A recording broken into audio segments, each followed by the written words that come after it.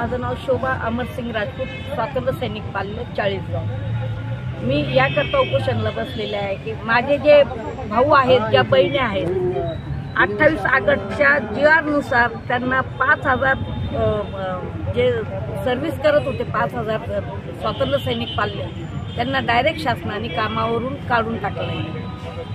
तो GR मागे घ्यावा याकरता मी उपोषणाला बसले।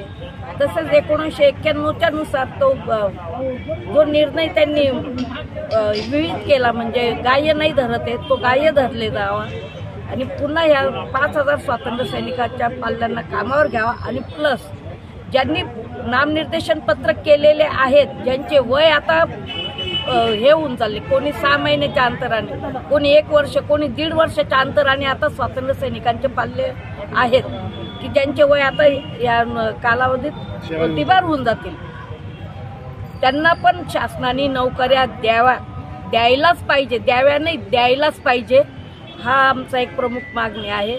आणि हे जे काही शासन निर्णय घेतं हे डोकं ठिकाणावर घेऊनच यांनी निर्णय घ्यावे, व्यवस्थित वाचन करून, म्हणजे यांना समोर स्वातंत्र्य सैनिक नष्ट करायचा आहे का, हा एक माझा सवाल।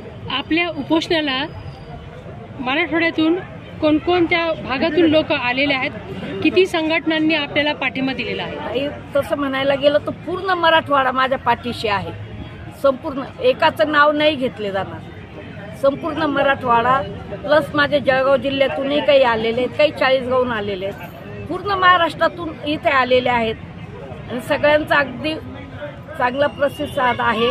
आजच 1500 लोक होते, उद्या अजून किती येतील सांगता येत नाही। तुम्हाला एक प्रश्न असा आहे, आपल्या देशासाठी बलिदान देणारे स्वातंत्र्य सैनिक त्यांच्या पाल्यांना आज उपोषणाची वेळ आलेली आहे, काय करायचं याच्या मागे? हे खूप दुर्भाग्य आहे या महाराष्ट्र सरकारचं दुर्भाग्य आहे की त्यांनी आमच्या सारख्या स्वातंत्र्य सैनिक पाल्यावर ही वेळ आणावी, आम्हाला रस्त्यावर आणावं।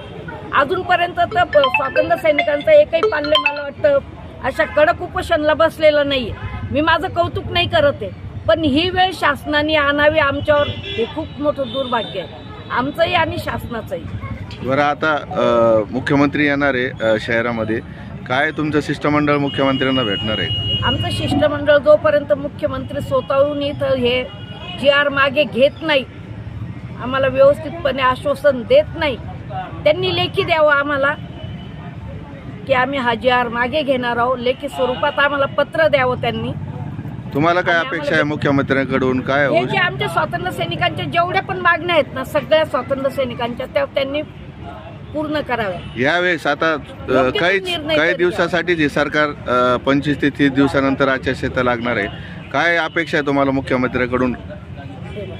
मुख्यमंत्र्यांकडून ह्याच अपेक्षा की त्यांच्या कालावधीत हा GR निघालेला आहे ना, त्यांनी त्यांच्याच कालावधीत हा रद्द करण्यात यावा। बरं, तुमचा हा विषय मार्गी न लागल्यास पुढे काय करणार तुम्ही?